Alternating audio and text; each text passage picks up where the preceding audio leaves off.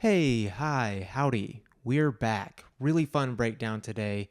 Chet Holmgren, don't come at me about the pronunciation. I'm right, I looked it up. Was the second overall pick in the 2022 class, but unfortunately missed his technical first season due to a freak Liz Frank injury. So he is actually going to be a rookie with Victor Wembanyama, Scoot Henderson, the Thompson twins, and the rest of the 2023 class. So with that in mind, special edition of Heat Check today. I'm going to take full advantage of the fact that Chet is yet to play in a true NBA game. Of course, he did play in last year's Summer League, but I'm going to bend the rules just a little bit for one of my favorite prospects I've ever scouted.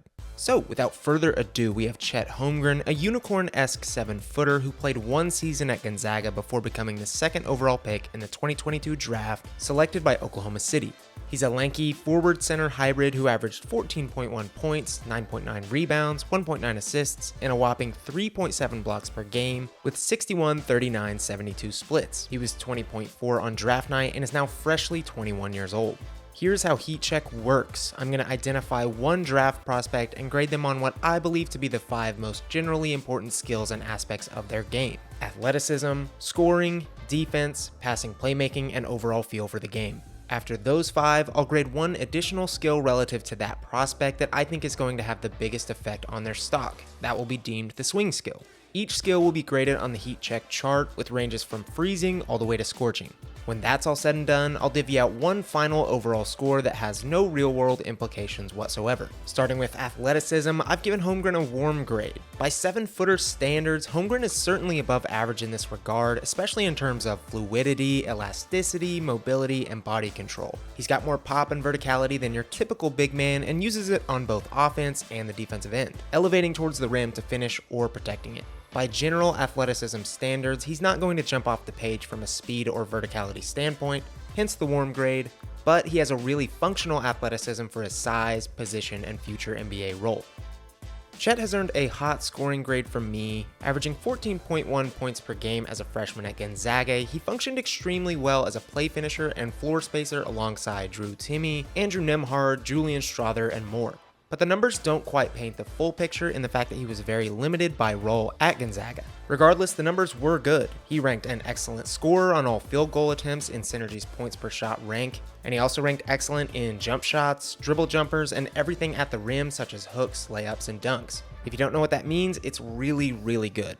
Around the rim, his length makes him an extremely potent finisher. He shot a ridiculous 82% at the rim, using either hand to finish at an obviously great rate. And the earlier touched on body control mixed with his length makes him near impossible to contest, hence why he made 8 out of every 10 shots there. He's a complete monster in transition. Both the numbers and eye test back this up well. He can toggle between that graceful style touch and some shockingly powerful stuff around the rim. Holmgren also has some of the better stretch potential in a 7-footer we've seen in the last decade or so, save for Victor Wembanyama. He ranked very good on all catch and shoot shots, hitting on 38% of those. On the year, he shot 39% on 3.3 attempts from beyond the arc, a really good mark for a forward center hybrid, and his mechanics, despite needing to negate a few things here and there, are really good. He does need to clean up the dip and speed up the form in general, but an already high release for a 7-footer is typically a pretty projectable shot. That is a quick overview of the more stationary role type scoring. We'll dive more into his self-creation, the thing that could blow his game wide open, later in the video. But just from these things that I've mentioned in this section alone, Chet projects to be a really strong scorer in the NBA. Defensively, Chet Holmgren is one of, if not the best, defensive prospects that I have ever scouted. Full stop, bar none, he's earned himself a scorching grade from me. The obvious thing to touch on here first is the rim protection. He blocked nearly 4 shots in 27 minutes per game with the Zags, a ridiculous 7.4 per 100 possessions. He's the best shot blocker I've ever scouted, and I'd wager you'd have to go back a long while to find one that's better in terms of pure rim protection. His timing, anticipation, and tracking of the basketball are some of the best I've ever seen, and if you couple that with the fact he's a really high IQ player, it can feel at times like he can get to just about anything. His combination of length and athleticism are completely game-changing in this area. He can cover ground sky higher than most with his go-go gadget arms, and if he's not getting a hand on it, he's at least deterring nearly every shot in a 10-foot radius. Obvious comparisons will be drawn between Chet and number 1 pick Victor Wembanyama as rim protectors, especially now that they'll both function as rookies in the same season. I actually think from a technical standpoint, Holmgren is the better of the two around the rim. Wembanyama is quite a bit longer, creating some different overwhelming problems in general and potentially making him the better defender overall, but Holmgren's tracking, anticipation, and basketball IQ really make up for the difference in size. A few other things to quickly touch on: Chet is an awesome team defender, typically doing a great job of rotating and helping, and he generates a fine amount of steals too by clogging the lane with his length. Holmgren is good in drop coverage, but if there's any area he can stand to improve defensively, it's this. And if the other referenced defenders are going to have an edge on him, it's going to be here.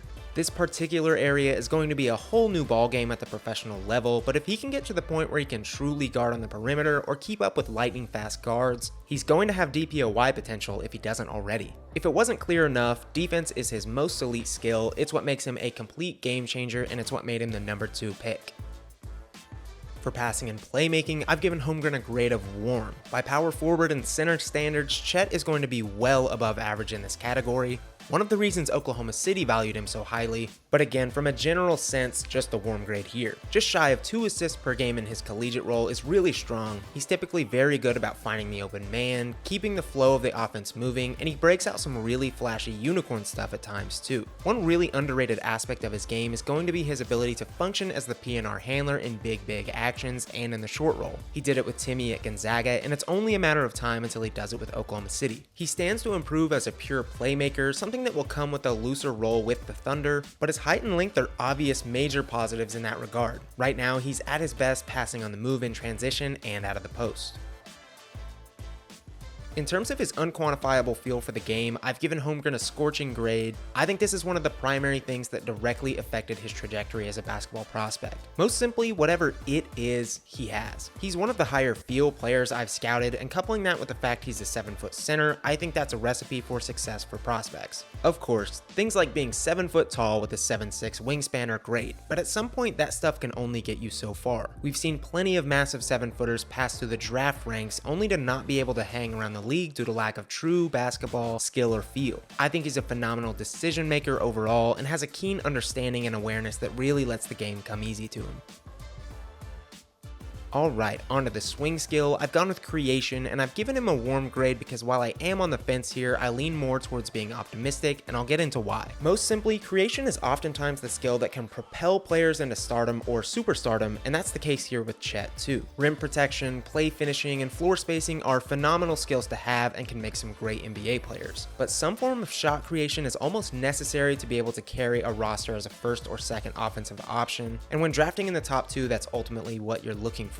So again, Holmgren was really limited in this regard at Gonzaga. He was more confined to a role and really wasn't allowed to show off his full offensive capabilities. In his summer league stint with Oklahoma City last year, we did get a small taste of what that could look like, and it was vaguely reminiscent of some superstars of years past. There's a gumbo of skills needed to become a legitimate shot creator, typically functional athleticism, strong handle, ways to create certain advantages like speed, height, etc. You've got to be able to hit your shots, obviously, and ultimately Holmgren checks some of these boxes. He's got a phenomenal handle for his size, has the necessary length to shoot over the contest, and is a smart enough passer that there could be some legit playmaking chops somewhere in there. I don't know if I buy him as a full-time handler and creator, but he's certainly intriguing as a potential second option who can exploit various mismatches with size. I lean towards optimism here.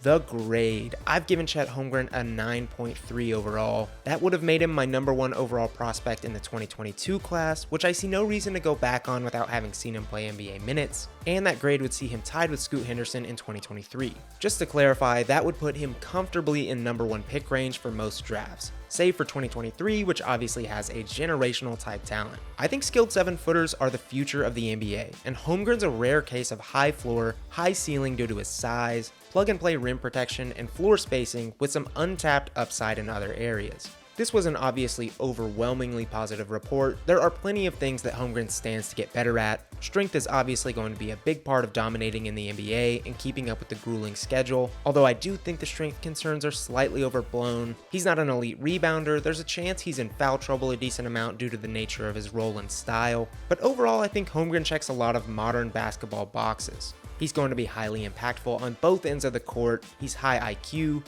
Those are qualities I'm always willing to bet on, and it certainly helps when they're packed into a 7-foot frame. That's it for this one. Let me know what you thought of this throwback style heat check, what you'd grade Chet, and all that other fun stuff. If I'm not mistaken, we will be getting Chet Holmgren action tonight. The published date of this video happens to coincide with Oklahoma City's first 2023 Summer League game, and all signs are pointing towards him being a full go for that game. If not that one, we're going to be seeing him real soon. I'm going to have Summer League stuff coming out really soon. I'll have 2024 stuff soon after that, and I'm excited to dive into it. Later.